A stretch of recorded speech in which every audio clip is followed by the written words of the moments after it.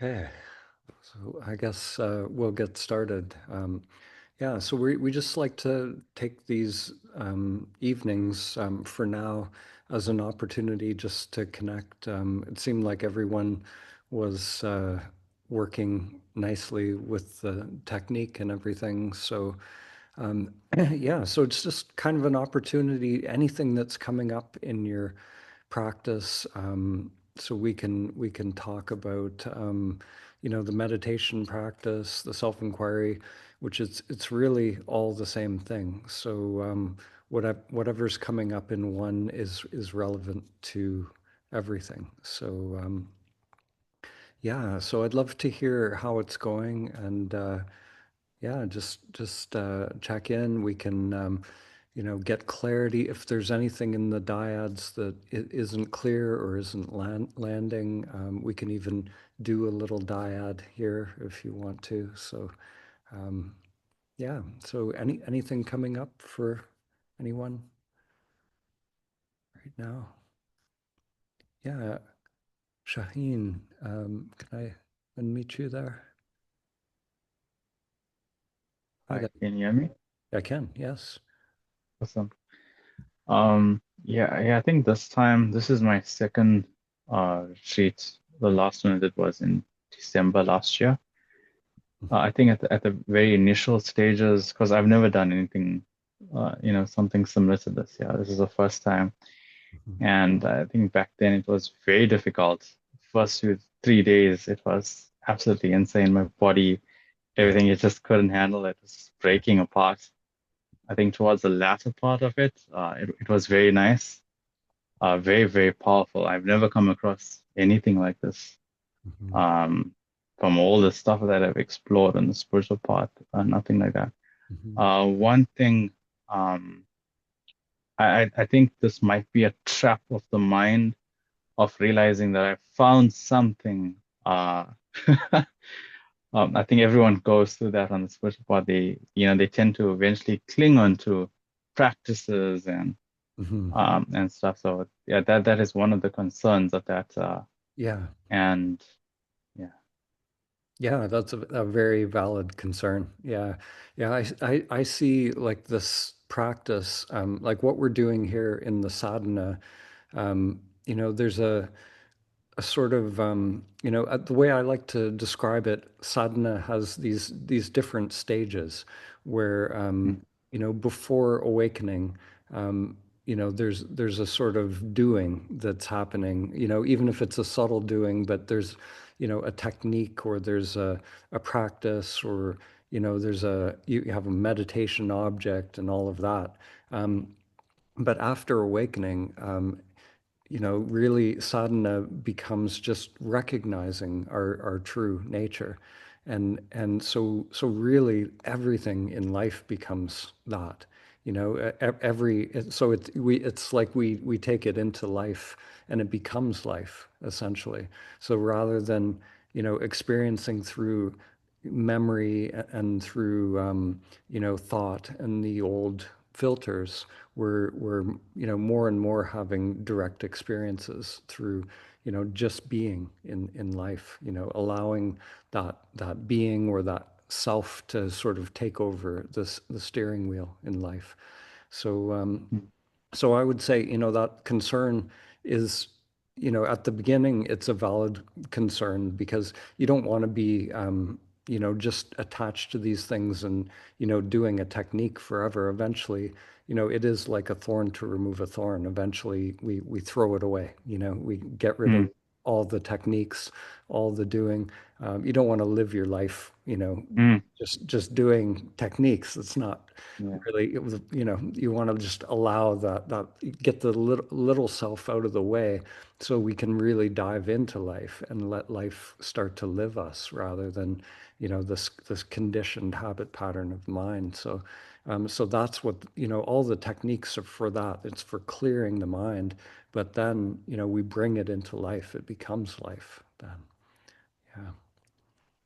Yeah, so that's, that's it's a good when we understand mm, that, then we just use the techniques, we use all of it for its intended purpose, but these retreats, they're kind of like doing deep surgery on the mind and Mm, body. And it has its place. It's very useful, but you don't want to live your life in surgery. You want to yeah, do the surgery, and there's something that is sort of healed. There's something that happens where when we recognize our true nature, that's what comes alive. And then we take that into life directly. Yeah. definitely. And, Hmm. and there's one more other thing, if you don't mind. Hmm. I feel like sometimes when I sit in meditation, this has been happening for many years now. There's some form of like a resistance, and it feels like in the stomach region, just above the stomach region. Yeah. Um, I don't know whether there's anything that I should do or Hmm. just let it be. Or Hmm. Mm. Yeah, well, the fact that you're conscious of it, so you like kind of right here, like just below the Yeah, heart. it's Yeah. just like, yeah, in the center point, a soft spot between the rib Yeah. cage. Yeah, it's Yeah. very like tangible. Mhm. Yeah, so there is a sort of the teacher I worked with for years talks about that. He calls it like Oh, the okay. spiritual belt, sort of. So there's like a division between the upper and the lower, basically, Oh, and okay. and it becomes very noticeable sometimes. Like if you're tuned into that energy, you can feel Mm, where that resistance actually is. And yeah, so that's a huge thing. To me, as we start to, awaken the inner energies, and we're dropping resistance, we're clearing the samskaras and all of that. We might mm, start to feel energy moving through that point, and then it comes back over and over and over, and there's really nothing to do other than just make it conscious and just okay. continue with the sadhana. It can take some of these energetic knots can take years. And the Okay. yogic traditions, they describe actually they quite often describe three main kind of psychic knots in the mind body. So there's like a lower one, a middle one, and then a higher one, and all of them just they seem to be part of the phenomena of the human structure, and Mm, yeah, and some people experience them directly, energetically. You can feel where that energy is kind of contracted, and other people don't really feel that directly, and it's kind of mysterious why that is. I'm not sure why. Some people do, some okay. people don't. But yeah, but just making it conscious, like like on a personal level, I had one kind of in the lower dantian, the hara area, like in my belly area. And Mm, for years, it was like this contraction. It was like a yeah, it fist feels like that. contracting. Yeah. Mm. And it just, I would notice it, and then it would relax, and then notice it and then relax over and over and over. And it became a big part of my meditation to just notice, and I Mm, kind of questioned, like, why is that contracting? And I started to notice, when thoughts would arise in the mind, like, it was just a pattern over and over. A thought would come, and there'd be this little contraction. So I made this connection between what was happening in the mind and the body as well. And there was a little change in the breath as well. mm. The breath became more shallow, more up here, actually, when that thought would come. So, just making that conscious, what's happening in the mind, the body, the breath, and it's all connected. So when we make it fully conscious, then eventually it will drop.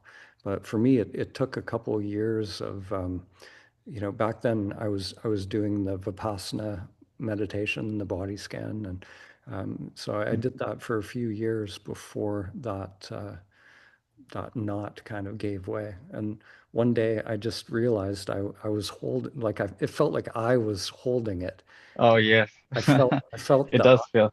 Mm, Yeah, like I felt mm, the eye thought was in it, holding it, and mm. I made contact with the eye thought, and then it just let go, and after that, it took 2 years, but it never came back after that. Then it finally gave way. So yeah.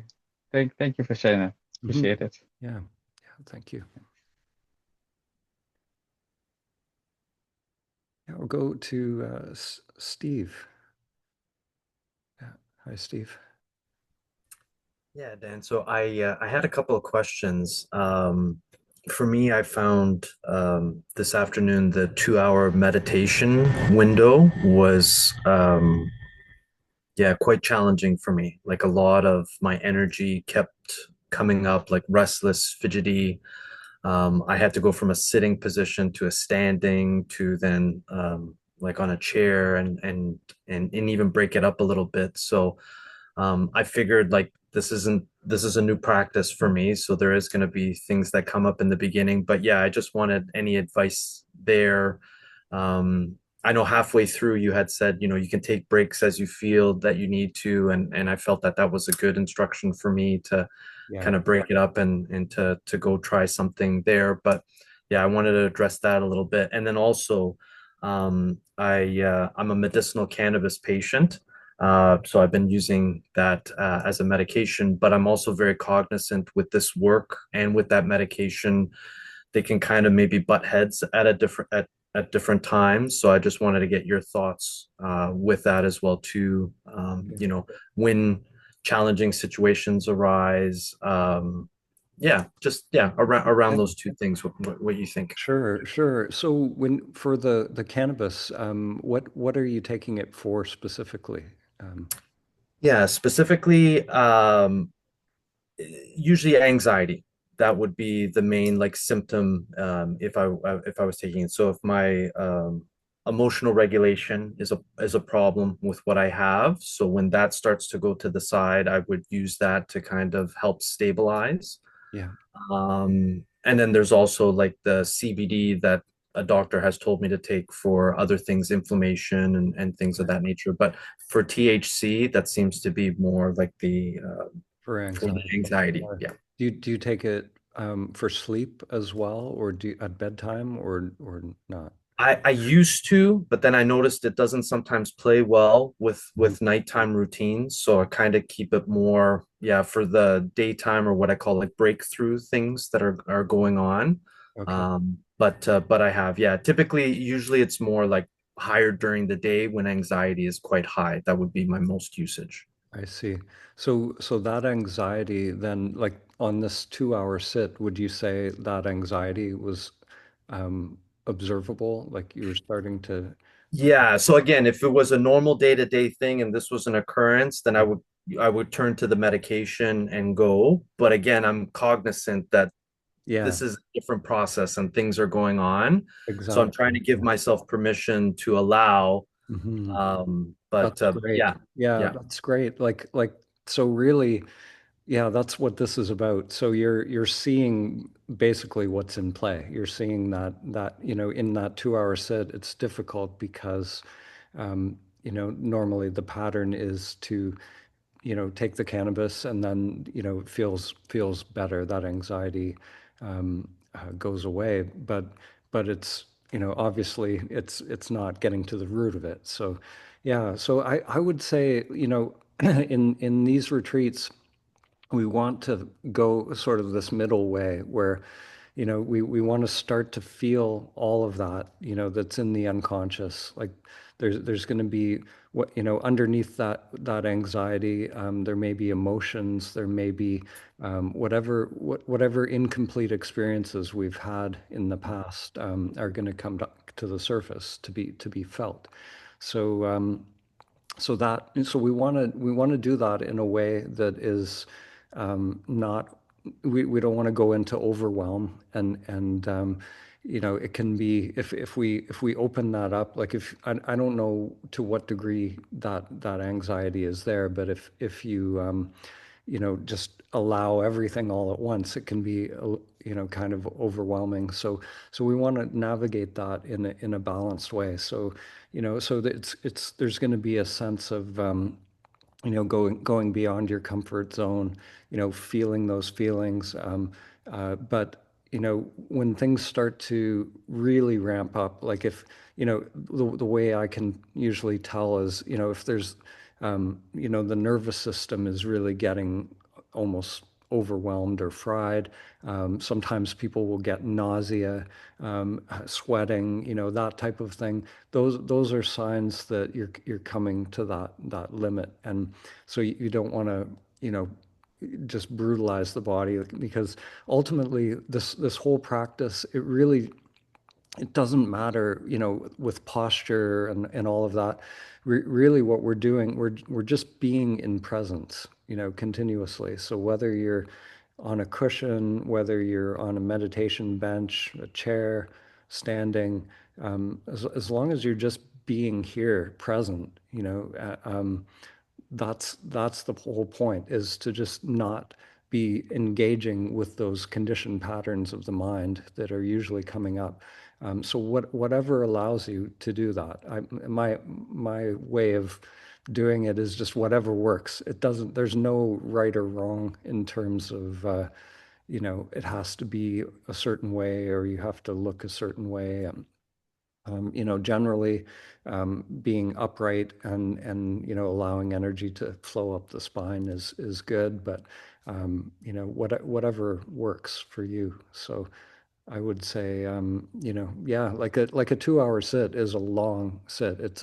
You know, it's like high level meditation. So it's, you know, you're jumping right in the deep end with this. So yeah, I would say, go beyond your comfort zone, explore that feeling of what that anxiety is. Just, allow everything, but look for those warning signs when they start to come up, and then just be, like if it's not productive, when those things come up, it just isn't productive usually.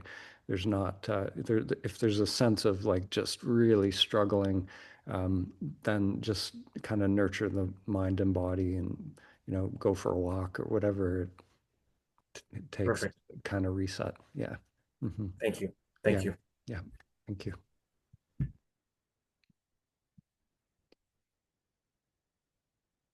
Go to Razi. Hi, Razi. Hi, Dan. Good Been to a see you. while. Yeah. Good to see you. Hmm. So recently, there was a noticing of just sort of the pattern of the mind. Hmm. And it became pretty obvious that the thoughts are creating the suffering. Hmm. And thoughts, like, I would just be there, just quiet, and it was obvious that I'm not the thoughts. Hmm. And then there was just silence. Like it was just nothing, space, silence. I don't know the right word for it. I'm trying to report Hmm. what I can. Um, Yeah. and it seemed really easy. It was like there was nothing to do. Hmm. It was just silence. There were not even thoughts. And yeah, that was the experience. Yeah. And then then the thoughts start popping up. Well, how do I extend this? What now? Like all these other things that were also noticed as thoughts, Yeah. that I don't have to, like, it's not me that's thinking, what do I do next? But rather there's a thought that's saying what to do next. And there's an I thought that comes, and there's like, and then like, oh, I have a problem and what do I do? And that was sort of seen. That's not me. Hmm. That's that's happening. Hmm. Um, So I have a question. Is there a sense or a belief that we have to get rid of thoughts?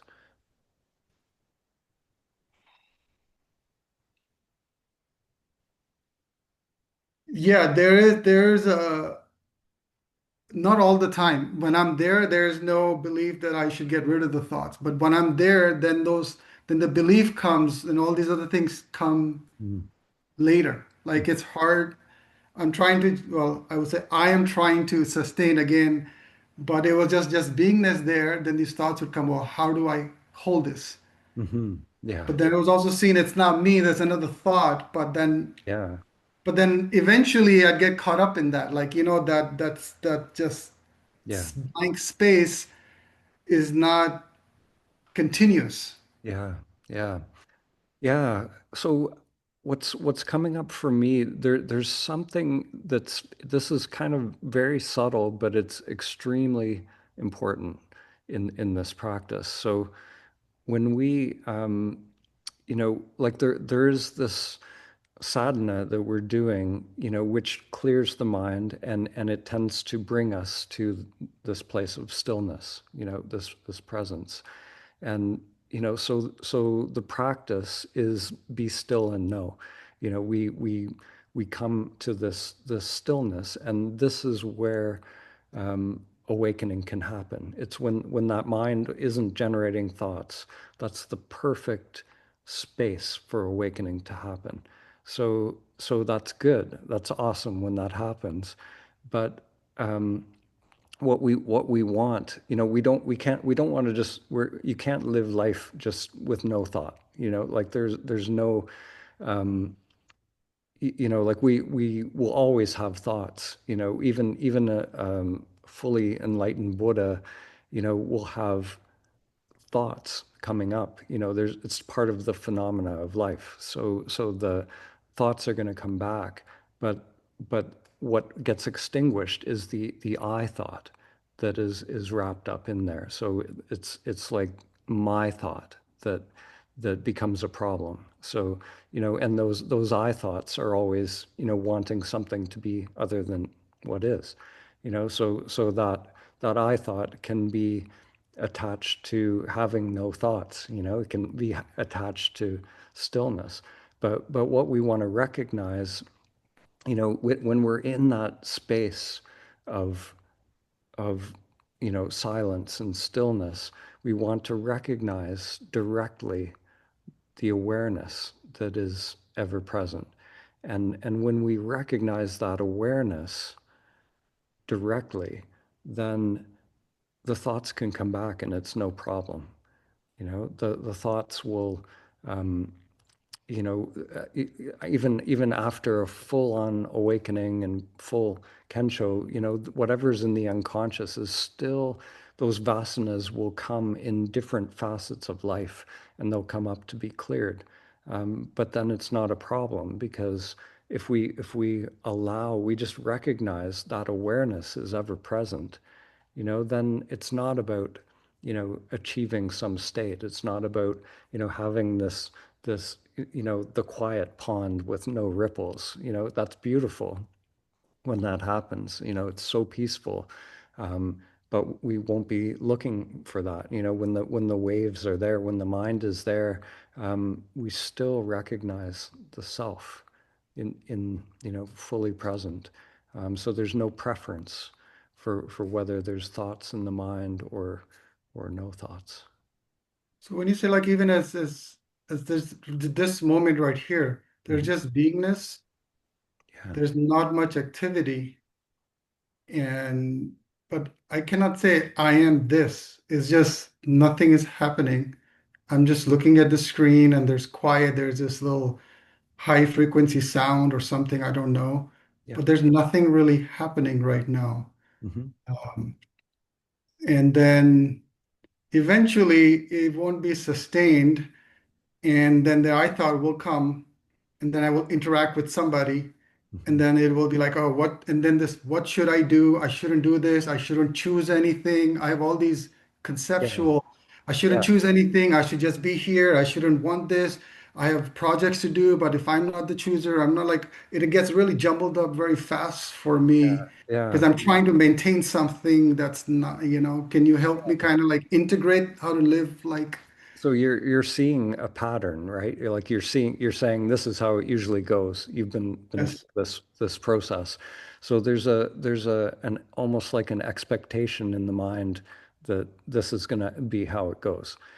So that is, that expectation or that knowing mind is, it is the filter. It is the veil, So, I always say, like, it is about coming to a don't know mind, or a beginner's mind, like really not knowing, in this moment, like really not knowing how things are going to go, how inquiry is meant to go, anything you've learned about, you've been practicing this for a while now, so the mind has developed a sort of, knowing, like, of how the whole thing kind of works, and that knowing is itself, the filter. It's the, the thing that perpetuates itself I continuously. see what I'm missing as I'm talking to you.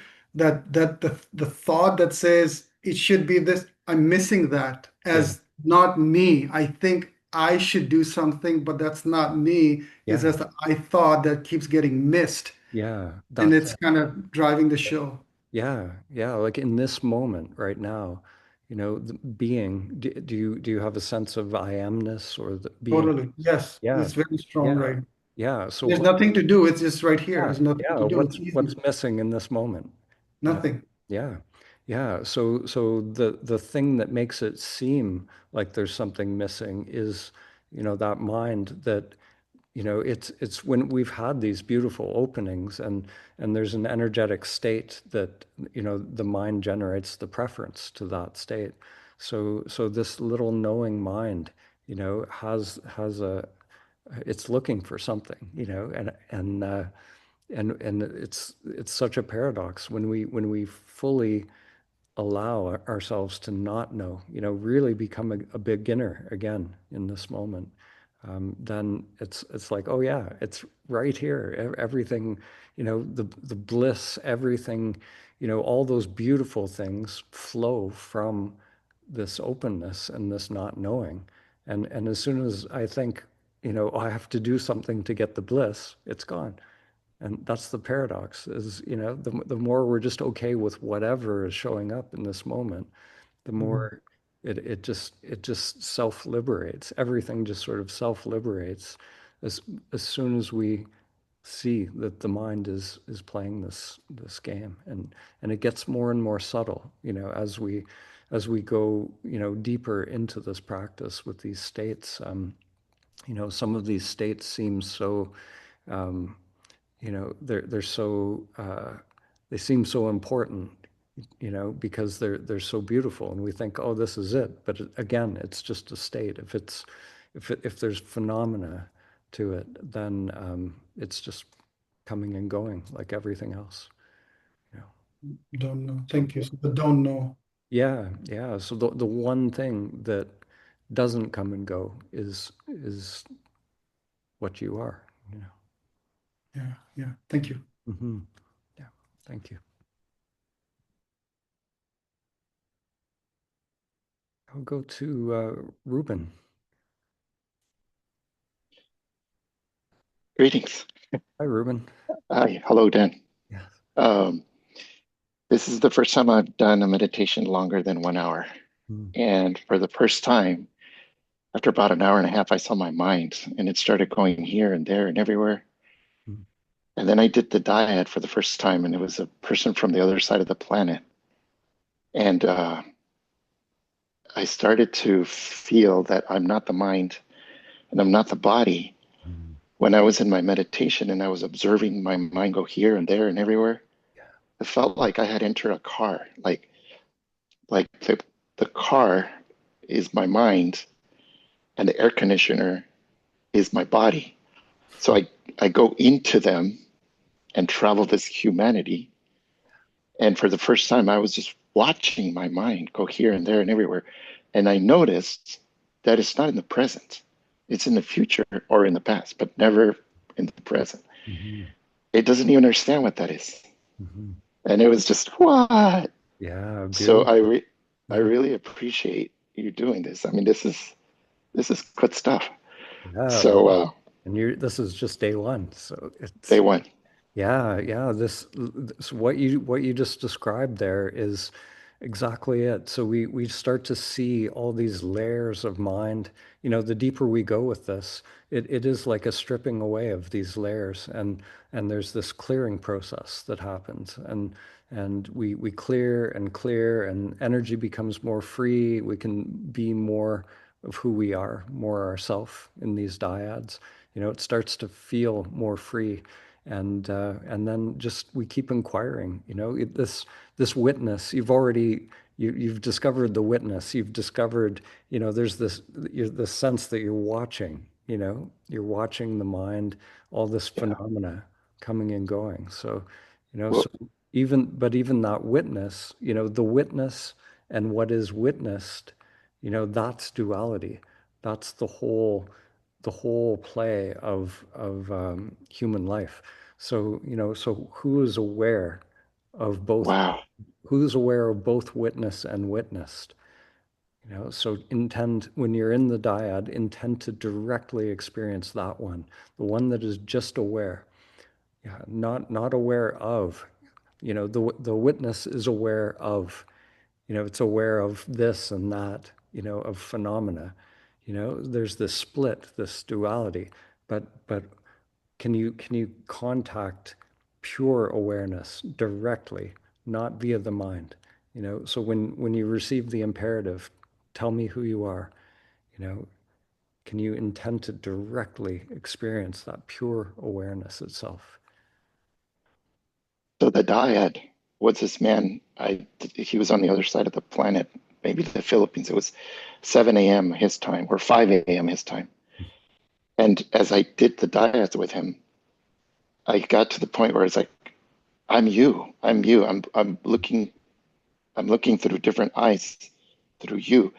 And what happened is my mind shut off, but my mind wanted to come online and wanted to step in Mm-hmm. and ask him, where are you from? What time is it? Stuff like that. And I recognized that's not the exercise. Yeah, Move yeah. away. And then when I shut down, there was moments of pure silence. I was just looking into this man's eyes and he was looking at me. And then the dog started barking and I felt, I'm the dog. Mm-hmm. I'm the dog, except in a different point of view. And Yeah. so my question to you is, as I'm in this non-doing nothing, whatever, I don't know what to call it, Mhm. doesn't have a name. It's like everything happens and nothing happens. And it's like if I need something to be done, then the mind can figure out how to do it and the body can go ahead and take the action to do whatever it is, like get an ice cream or have a cup of coffee or whatever. Yeah. But I don't need a cup of coffee. I don't need anything. That's it. Yeah, yeah. That's it. Like, yeah, the question, you know, all of this doing in life, you know, we can really ask ourselves, like, who's doing that? And you know, who am I? If I'm this awareness, you know, all of this stuff is happening. If my sense of I isn't wrapped up in that and contracted in that, then yeah, just life just flows. It's just free. It's all happening, you know, but I'm just here. I'm just aware. Yeah. Yeah. Beautiful. Just yeah, keep going. That's awesome. And those experiences of you know being the dog or being another, you know, we more and more like in self-inquiry world, we call those direct experiences, you know, where you become whatever it is attention is on. You literally Wow. become that. So yeah, and the more clearing we do, the more we do this process, the more those experiences just come and go, and they deepen as well into you know full-on samadhi experiences. So Thank you. yeah, thank you. Thank you. Mhm. Awesome.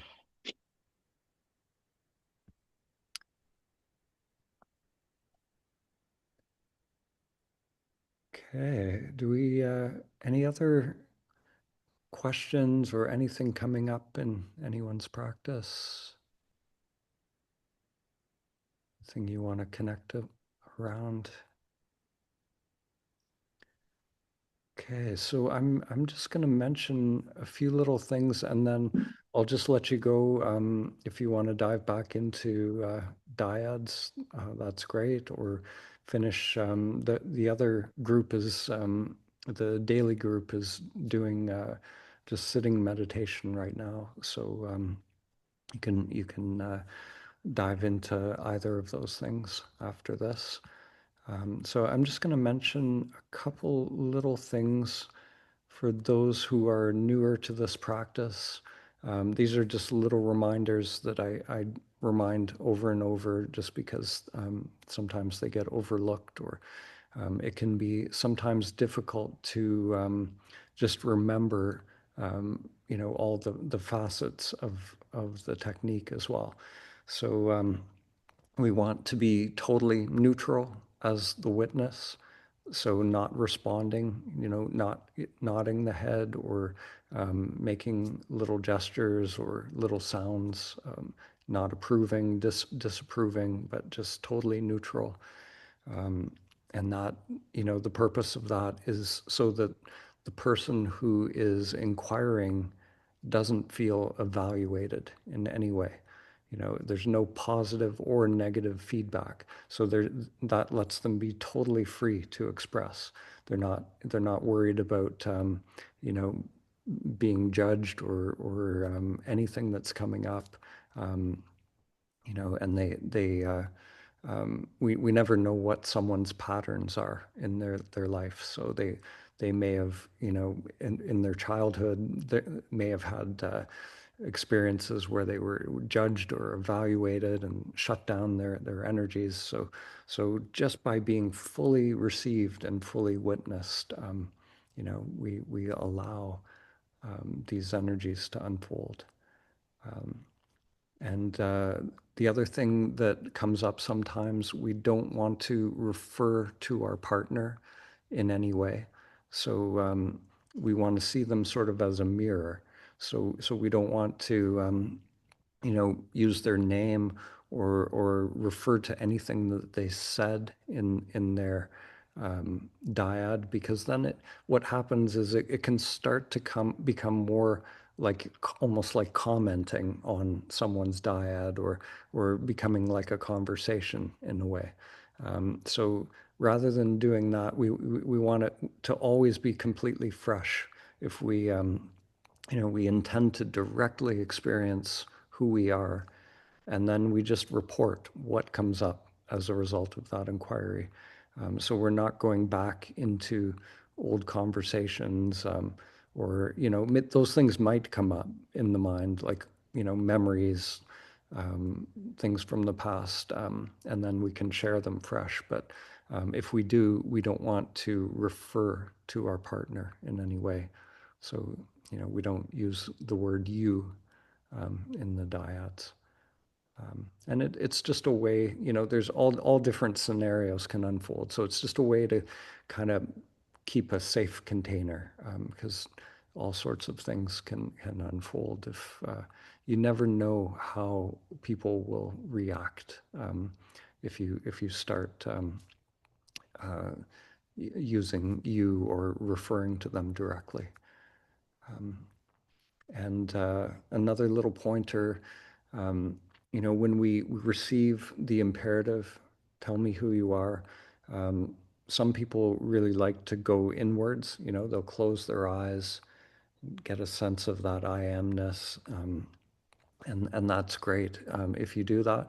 But when you start to share again with your partner, just connect with their eyes. Really try to connect with your partner's eyes, and really just be very present, rather than just talking and being having eyes closed or something like that.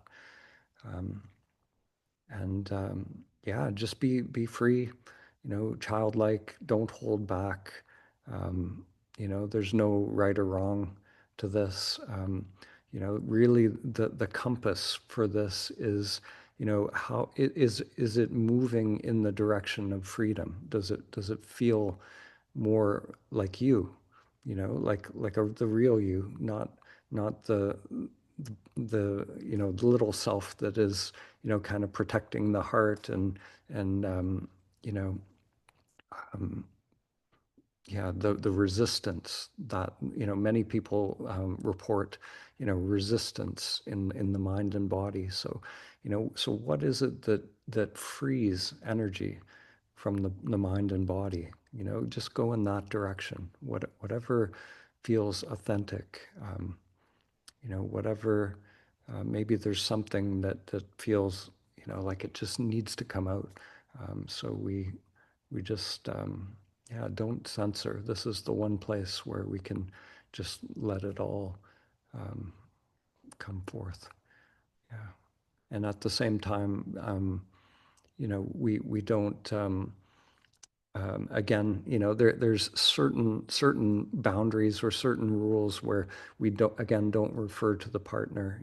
So if what's coming up is your partner is beautiful and there's attraction or something like that, we again, these rules are there to sort of create this container. So we allow those, all the energies to move, but within the scope of the dyad structure.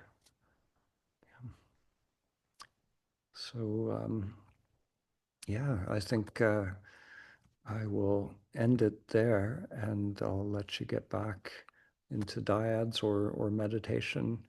And yeah, I'll be connecting on Tuesday at 11, just doing a little check-in on your practice. So yeah, see you then. Thanks, everyone.